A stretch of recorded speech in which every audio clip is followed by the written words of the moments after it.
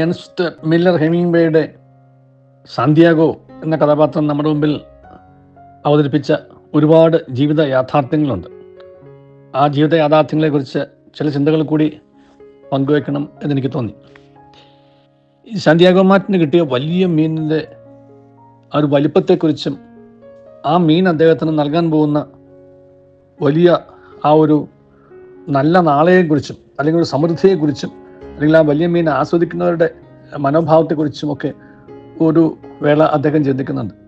അങ്ങനെ ഒരുപാട് ദിവാസ്വപ്നങ്ങൾ കണ്ടുകൊണ്ടിരിക്കുന്ന സമയത്താണ് ഈ സ്രാവുകൾ ഈ മീനിൻ്റെ ചോര കണ്ടിട്ട് ഈ വഞ്ചിയുടെ പിന്നാലെ വന്ന് ഈ വഞ്ചിയെയും മീനിനെയും ആക്രമിക്കുന്നത്, അതിൻ്റെ മാംസം ഭക്ഷിക്കാൻ തുനിയുന്നത്.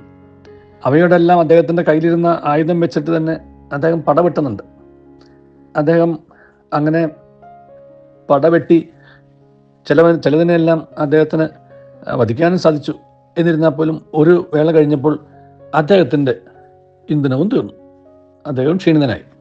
കാരണം 2 രാവും 2 പകലും മത്സ്യം വലിച്ചുകൊണ്ട് പോയി, അതിൻ്റെ ഗതിക്കൊപ്പം പോയി അദ്ദേഹത്തിൻ്റെയും ഒരുപാട് എനർജി എല്ലാം തീർന്ന മനുഷ്യനാണ്.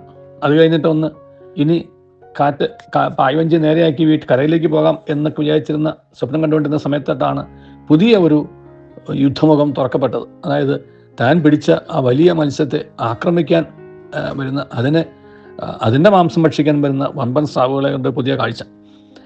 ഇതും അദ്ദേഹത്തെ നിരാശനാക്കുന്നില്ല. ഒരർത്ഥത്തിൽ ഇതെല്ലാം തീർന്നല്ലോ എന്ന് പറഞ്ഞുകൊണ്ട് നിരാശനായി അവശനായി പോവുകയല്ല, ക്ഷീണിതനായി കിടന്ന് ഉറങ്ങുന്നു എന്നുള്ളത് ശരിയാണ്. ഈ പരമമായ സത്യത്തിൻ്റെ തൻ്റെ കയ്യിലുള്ള വെടിക്കോപ്പുകളെല്ലാം തീർന്നു. ഇനി സ്രാവുകളെ നശിപ്പിക്കാനായിട്ട് തൻ്റെ കയ്യിൽ യാതൊരു ആയുധം പോലും ഇല്ല എന്നൊക്കെ തിരിച്ചറിയുന്ന സമയത്തും കാറ്റിൻ്റെ ഗതിക്കനുസരിച്ച് കരയിലേക്ക് എങ്ങനെയെങ്കിലും തൻ്റെ വഞ്ചി എത്തിക്കാം എന്നുള്ള ഒരു പ്രതീക്ഷയിലും ശുഭാപ്തി വിശ്വാസത്തിലും അദ്ദേഹം വഞ്ചി നിയന്ത്രിച്ച് മുന്നോട്ട് പോവുകയാണ്. നമ്മുടെ ജീവിതത്തിൽ നമ്മൾ അറിയേണ്ട ഒരു പരമമായ സത്യം എന്ന് പറയുന്നത്, വലിയൊരു ഉയർച്ച ഉണ്ടായി എന്ന് നാം കരുതുന്ന സമയത്തും ഏത് നിമിഷവും നാം കാണുന്ന ദിവാസ്വപ്നങ്ങൾ ചീട്ടുകൊട്ടാരം പോലെ തകർന്നു വീഴാൻ അധിക സമയമൊന്നും വേണ്ട എന്നുള്ളൊരു തിരിച്ചറിവ് നമുക്കുണ്ടാവണം. അതിനെ ചെറുക്കാനായിട്ട് നമുക്ക് ആവശ്യമായിട്ടുള്ളത് വലിയ ദിവാസ്വപ്നങ്ങൾ പടുത്തുയർത്താതിരിക്കുക എന്നുള്ളതാണ്. ഈ ജീവിതത്തിൻ്റെ ക്ഷണികതയെയും ഈ ജീവിതത്തിൻ്റെ നശ്വരതയെയും കുറിച്ചുള്ള ചിന്ത നമുക്കുണ്ടാവണം. അങ്ങനെ ആ ക്ഷണികതയും നശ്വരതയും നമ്മെ നയിക്കുന്നില്ല എന്നുണ്ടെങ്കിൽ നമ്മൾ ഈ ലോകത്ത് എക്കാലവും ജീവിക്കാനുള്ളവരാണ് എന്നുള്ള ആ ഒരു വലിയ ഒരു ചിന്ത നമ്മുടെ തലയെ ഭരിക്കുക. അപ്പോൾ തലക്കനം ഉണ്ടാവും. തലക്കനത്തോടുകൂടി ജീവിച്ചാൽ നമ്മുടെ ശരീരത്തിൻ്റെ ലഘുത്വം ഉണ്ടാവില്ല.